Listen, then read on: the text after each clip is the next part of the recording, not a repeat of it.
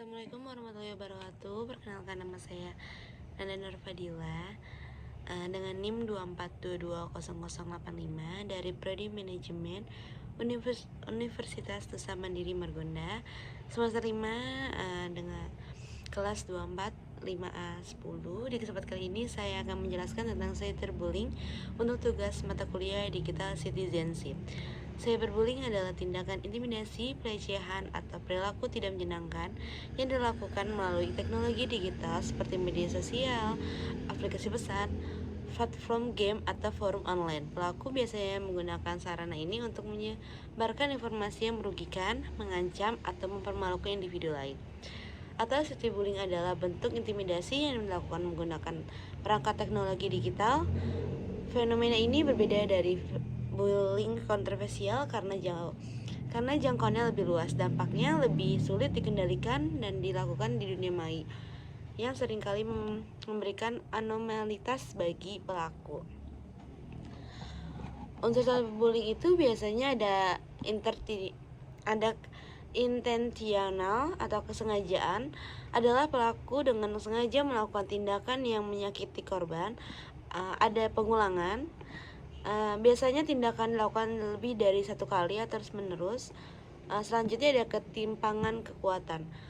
Itu adalah pelaku memiliki kekuatan lebih atau baik berupa anonimitas, kemampuan teknologi, atau pengaruh sosial. Selanjutnya ada strategis cyberbullying.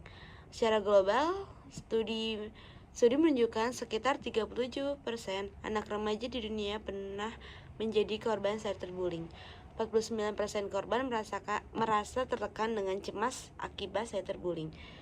Di Indonesia, survei Asosiasi Penyelenggaraan Jasa Internet Indonesia pada tahun 2022 melaporkan bahwa lebih dari 30% pengguna internet pernah mengalami bentuk cyberbullying.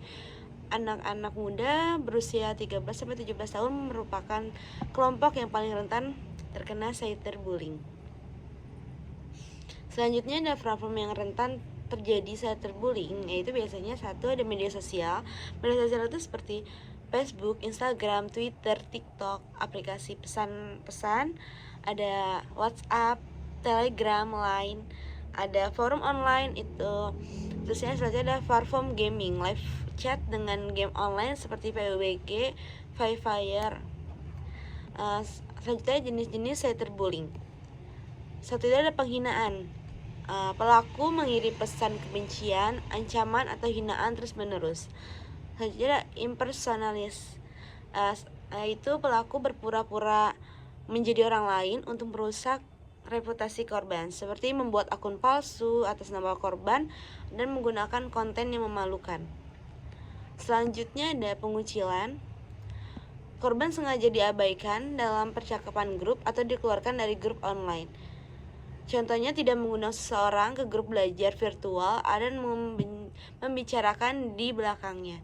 Selanjutnya ada penyebaran rahasia atau outing, penyebaran informasi pribadi atau rahasia korban ke publik tanpa izin.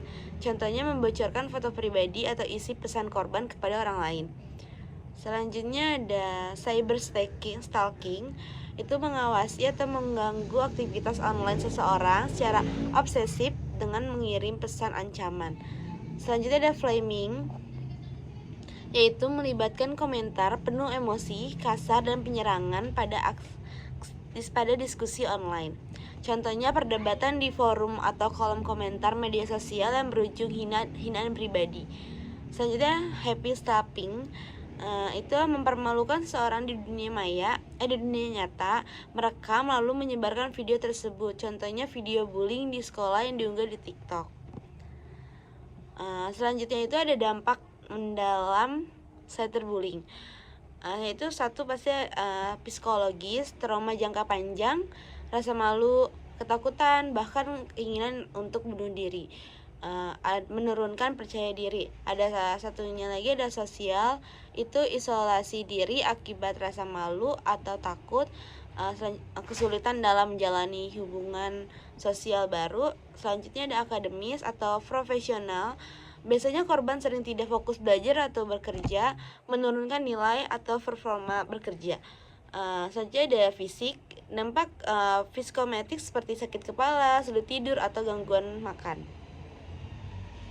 Biasanya tindakan yang diambil untuk korban cyberbullying adalah dokumentasi, simpanlah bukti berupa tangkap layar atau rekaman pesan, pemblokiran atau laporan, gunakan virtual atau report di platform terkait, saja pencari dokumen, ceritakan kepada keluarga, teman, laporkan secara hukum.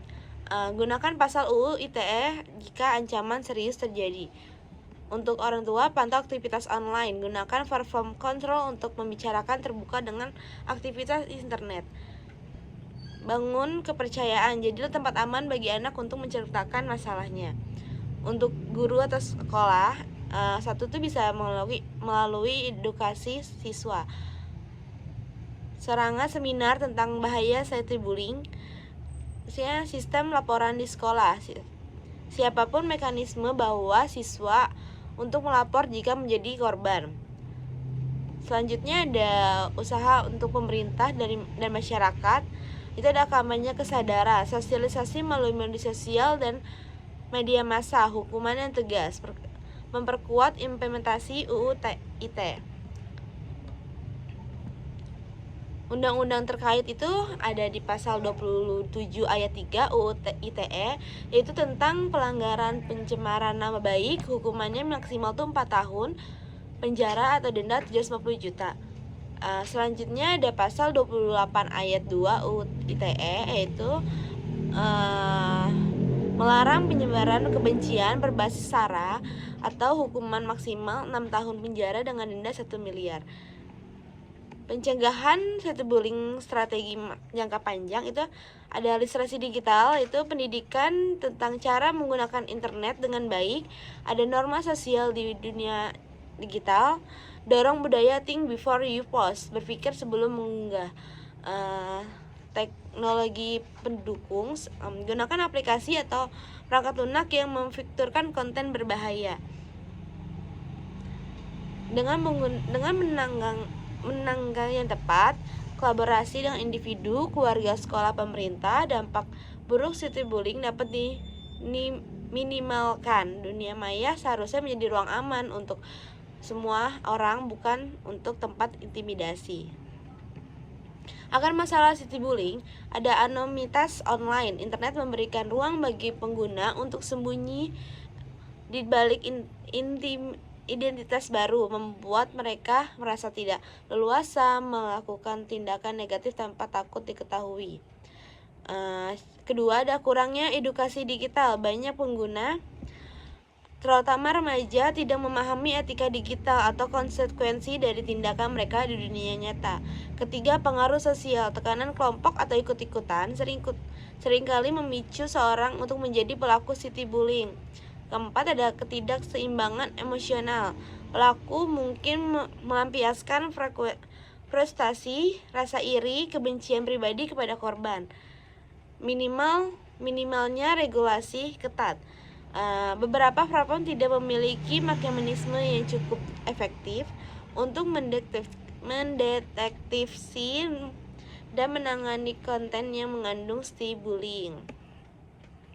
Dampak yang jarang dibahas. Dampak yang jarang dibahas itu ada satu, dampak pada pelaku.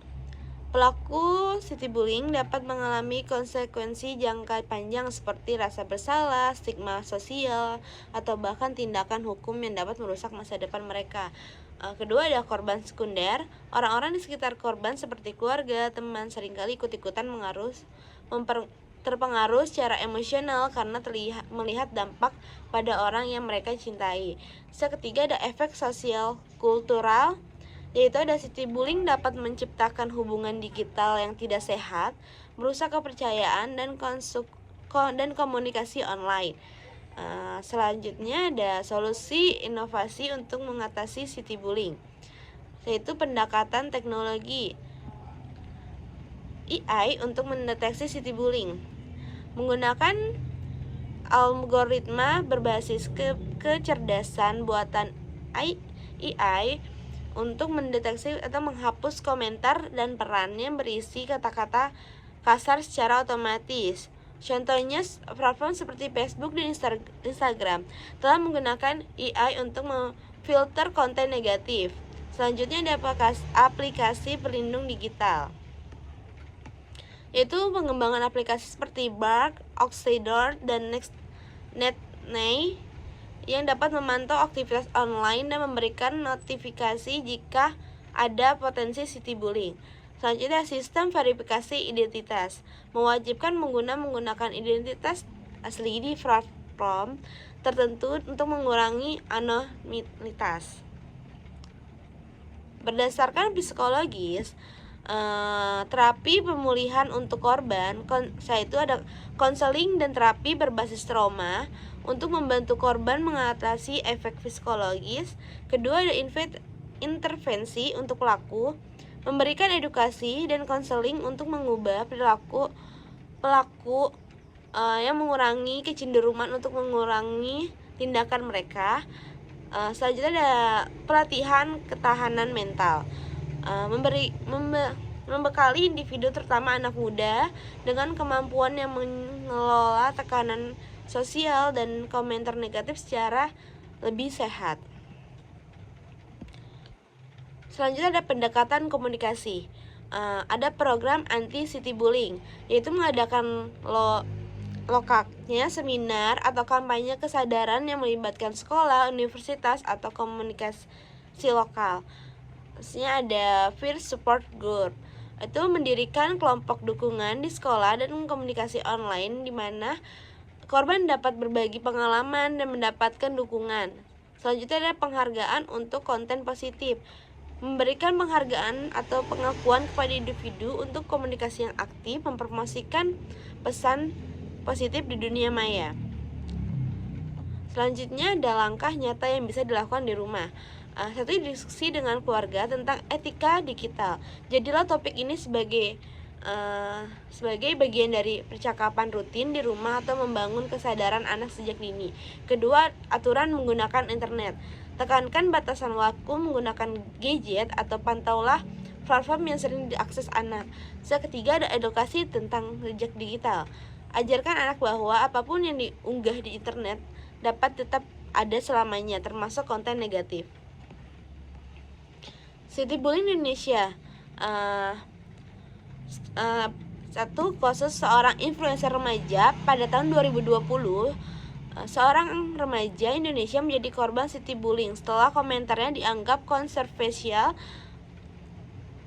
akibat tekanan. Ia mengalami gangguan mental yang memaksa untuk keluar dari media sosial. Kasus pelecehan verbal di TikTok. Video anak siswa SMA yang mengunggah temannya mendapatkan banyak komentar negatif tentang penampilan. Penyebabnya siswa tersebut mengalami depresi dan harus menjalani terapi. Tanggapan dari regulasi, pemerintah Indonesia melalui Kementerian Komunikasi dan Informasi Kominfo telah menutup ribuan akun yang terlibat dalam penyebaran ujaran kebencian dan cyberbullying. Kedua, ada edukasi publik tentang penggunaan media sosial yang aman mulai gencar dilakukan meskipun implementasi untuk membutuhkannya dukungan yang lebih luas. Bagaimana kita bisa berkontribusi? Satu, laporkan perilaku negatif. Jika Anda melihat cyberbullying, gunakan fitur report di platform terkait. Kedua, hindari membalas dengan kekerasan. Menanggapi komentar kebencian dengan kebencian hanya memburuk situasi. Ketiga, ciptakan konten positif. Jadilah panutan dengan menyebarkan pesan-pesan yang membangun. Dengan kolaborasi yang lebih luas antara teknologi, psikolog, hukum, dan komunikasi, kita dapat mengurangi dampak cyberbullying secara signifikan. Dunia maya bukan hanya tempat berbagi informasi, tapi juga tempat membangun koneksi yang sehat dan aman.